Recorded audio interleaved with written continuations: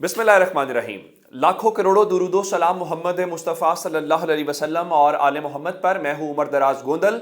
मैंने आपको ये बता दिया था कि आज का दिन नेक टू नेक लड़ाई का है, फाइनल फेज लड़ाई का है। आज लाहौर के अंदर बहुत एक अहम इजलास हुआ।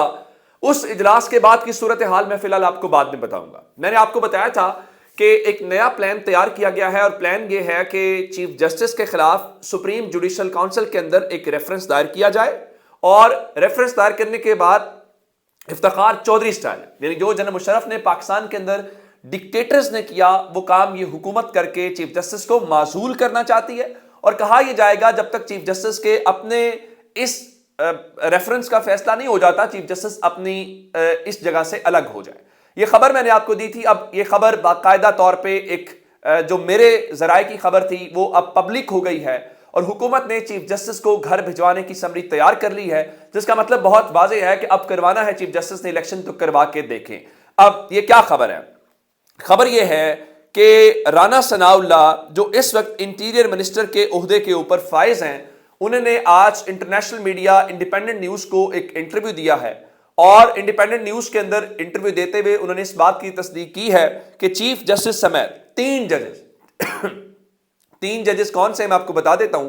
एक तो चीफ जस्टिस उमर अता बंदयाल हैं, उसके बाद जस्टिस एजाजुल एहसन है। और आपको यह बात याद रखनी चाहिए कि जस्टिस एजाजुल एहसन ने पाकिस्तान का चीफ जस्टिस भी बनना है सीनियरिटी के लिहाज से। और तीसरे नंबर के ऊपर जस्टिस मुनीब जो हैं, इन तीन जजेस के हवाले से उन्होंने बताया है कि हुकूमत इनके खिलाफ रेफरेंस दायर करने के मामले के ऊपर गौर कर रही है। और मैं आपको ये बता चुका हूं, ये गौर नहीं है, ये चीफ जस्टिस की माजूली, इलेक्शन रोकना, सुप्रीम कोर्ट को तकसीम करना, सुप्रीम कोर्ट को काम करने से रोकना, किसी भी हवाले से उन्होंने कहा है कि अभी जी फैसला नहीं हुआ, हम इसके ऊपर गौर कर रहे हैं, लेकिन ये किसी भी वक्त रेफरेंस हो जाएगा। यहां तक बात नहीं है, थोड़ी बात इससे आगे है। इससे अगली बात क्या है? जिस तरह से आपने देखा कि अज़खुद नोटिस के मामले के ऊपर कुछ जजेस के फैसले आए और आज पीडीएम के एलामिये में भी यह कहा गया कि चूंकि अज़खुद नोटिस 4-3 से मुस्तरद हो चुका है तो इसलिए अदालत इस अदालती कार्रवाई को खत्म करे, चूंकि ये अक्सरियत की बुनियाद के ऊपर फैसला खत्म हो चुका है और चीफ जस्टिस अकलियत का फैसला जो है इसको इन्फोर्स करने की तैयारी न करें।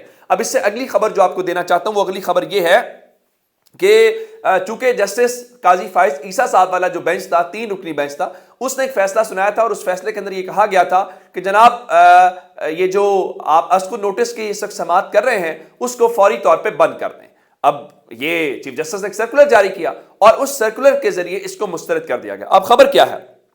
खबर यह है कि आइंदा चंद दिनों के अंदर पाकिस्तान की सुप्रीम कोर्ट के कुछ जजेस चीफ जस्टिस ने ये जो सर्कुलर जारी किया है इसके हवाले से नया पेंडोरा बॉक्स खोलने जा रहे हैं और इस हवाले से एक बाकायदा लॉबिंग, कह लीजिए लॉबिंग का लफ्ज़ मुनासिब नहीं है, एक चीज़ें होना ऐसे शुरू हो गई हैं। लॉबिंग का लफ्ज़ में मेरा ख्याल है मुनासिब में गलत लफ्ज़ है।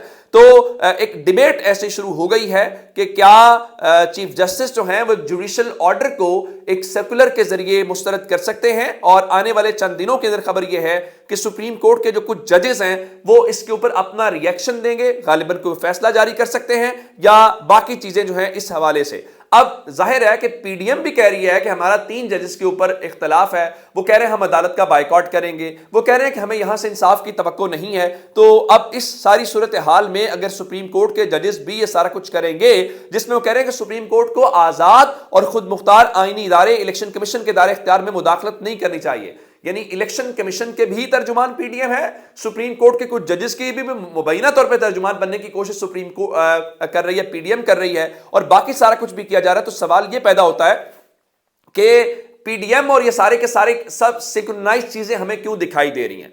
अब इस हवाले से मैं आपको एक और बात बताऊं, ये जो पीडीएम ने एलामिया जारी किया है उसमें वो बताते हैं जी 90 दिन में इलेक्शन आनी है, तो मुशर्रफ में दौर में 3 साल क्यों मुलतवी हुए। यानी वो कह रहे हैं कि आपने एक डिक्टेटर जनरल मुशर्रफ को चुके 90 दिन से ज्यादा का टाइम दिया तो आप हमें ज्यादा टाइम क्यों नहीं दे सकते। फिर वो कहते हैं जी जस्टिस काजी फाइज ईसा के बेंच के फैसले का एहतराम सब पे लाजिम है, यानी वो उन 3 में से 2 जजेस का फैसला मानना चाहते हैं लेकिन सुप्रीम कोर्ट के इन 3 जजेस का फैसला नहीं मानना चाहते। और रही बात, ये वो लोग हैं جو عدالت کے اوپر یا ججز کے اوپر عدم اعتماد کر رہے ہیں، جن کے اوپر عوام اعتماد ایون نہیں کر رہی. اگر عوام ان کے اوپر اعتماد کرتی تو یہ الیکشن میں جاتے. یہ الیکشن میں نہیں جا رہے، ان کو پتا ہے کہ پبلک ان کو بالکل مسترد کرے گی، اس لیے جن کے اوپر عوام کو ہی اعتماد نہیں ہے وہ کیسے سپریم کورٹ کے ججز کے اوپر عدم اعتماد کر سکتے ہیں. پھر اگلی بات چیف جسٹس نے کہا تھا دیکھیں یا تو آپ مسئلے کا حل نکال لیں، آپ لوگ آپس میں بات چیت کر لیں، کوئی وے فارورڈ ہو جائے تو ٹھیک ہے، عدالت وقفہ لے لے گی، ادروائز پھر یہ ہے کہ عدالت اپنا آئینی کردار ادا کرے گی.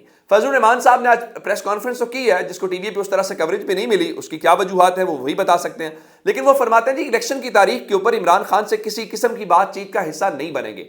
عمران خان نے گزشتہ روز بھی صحافیوں سے ملاقات کی، آج بھی وہ بات یہی کر رہے تھے کہ وہ بات چیت کرنے کے لیے تیار ہیں لیکن ون پوائنٹ ایجنڈا ہے، اور وہ کون سا الیکشن کا ہے. لیکن پی ڈی ایم خود اس راستے کو بند کر رہی ہے. اب ذرا میں یہ جو پی ڈی ایم کا اعلامیہ آیا ہے اس کے اوپر فواد چوری نے کہا کہ پی ڈی ایم کے یہ جو اجلاس ہیں یا اعلامیے ہیں ان کی بنیادی طور پہ کوئی حیثیت نہیں ہے اور یہ آئین شکنی کر رہے ہیں، اور ان کے مطابق انہی کی وجہ سے پاکستان کی موجودہ صورتحال ہے. وہ کہتے ہیں کہ ظاہری بات ہے آئین کا آرٹیکل 224 سے کہتا ہے کہ 90 روز کے اندر اندر الیکشن ہوں گے، اور اس حوالے سے 9 7 5 یا 3 رکنی بینچ کا معاملہ نہیں ہے، انتخابات 90 روز کے اندر کروانے کا معاملہ ہے، اور اس حوالے سے انہوں نے ساری وکلاء کی اور دیگر چیزوں کا حوالہ بھی دیا. لیکن میں آپ کو اس سے خبر کیا دینا چاہتا ہوں، میں خبر آپ کو اس وقت سعودی عرب کی دینا چاہتا ہوں.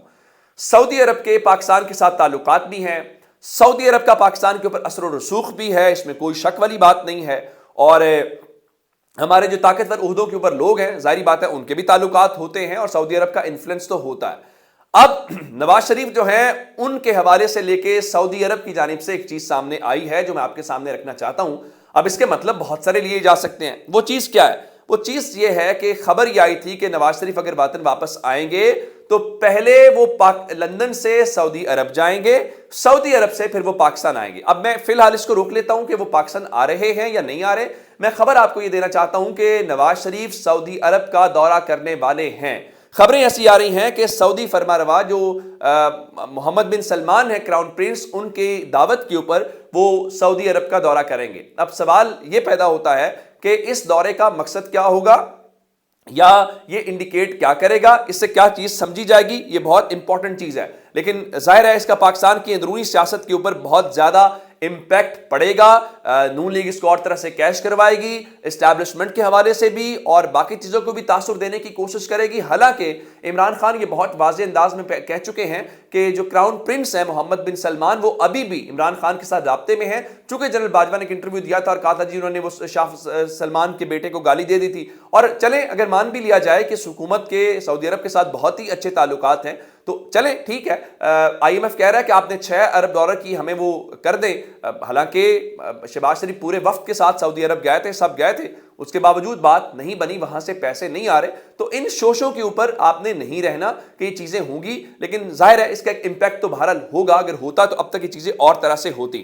اب میں آپ کو بتانا کیا چاہتا ہوں، یہ اس حد تک جانے والے ہیں کہ خبریں اس وقت آ رہی ہیں کہ اگر کوئی بھی چال نہ چلی، یہ جو چیف جسٹس کو گھر بھیجنے والی ہے، یہ جو باقی ساری چیزیں ہیں، تو ایون ایمرجنسی لگانے کا آپشن بھی زیر غور ہے، یا اگر آپشن نہیں بھی زیر غور تو شوشہ ضرور چھوڑا جا رہا ہے. لیکن اس سے پاکستان کی خدمت کیا ہوگی؟ دنیا کہہ رہی ہے کہ پاکستان ایک محفوظ ملک ہے یا پاکستان کے حالات بہت بہتر ہیں. آپ دنیا کو کہہ رہے ہیں نہیں جی ہم محفوظ نہیں ہیں، ہماری پوزیشن کچھ اور طرح کی ہے، دیکھیں ہم تو ہمارے ہاتھ میں کچھ بھی نہیں ہے. تو آپ پاکستان کی کیا مدد کریں گے؟ تحریک انصاف اب بھی کہہ رہی ہے کہ الیکشن 90 روز میں کروانا ہے، صاف شفاف الیکشن کرائیں، جو بھی جیت کے آئے گا وہ اس اپنی جگہ پہ ہے. تحریک انصاف نے اس سلسلے میں آج رابطے بھی کیے ہیں، جس میں ایک رابطہ جماعت اسلامی والا اسد عمر صاحب ملے، اور پرویز الہی نے ایم کیو ایم کے لوگوں سے رابطہ کیا، خالد مقبول صدیقی، مصطفیٰ کمال اور وسیم اختر سے، اور طاہر القادری کے بیٹے حسن محی الدین اور خرم نواز گنڈا پور سے بھی مشاورت ہوئی ہے. علامہ زبیر احمد سے بھی ٹیلی فونک رابطہ ہوا ہے. اور یہ ساری چیزیں جو ہیں ہوتی ہوئی نظر آ رہی ہیں. میرے خیال گورنمنٹ کے لیے اتنی آسانی سے چیزیں جس طرح سے وہ کرنا چاہ رہے ہیں اس طرح سے ہوتی فی الحال دکھائی نہیں دیں گی. اپنا بہت سارا خیال رکھیے گا. خدا حافظ.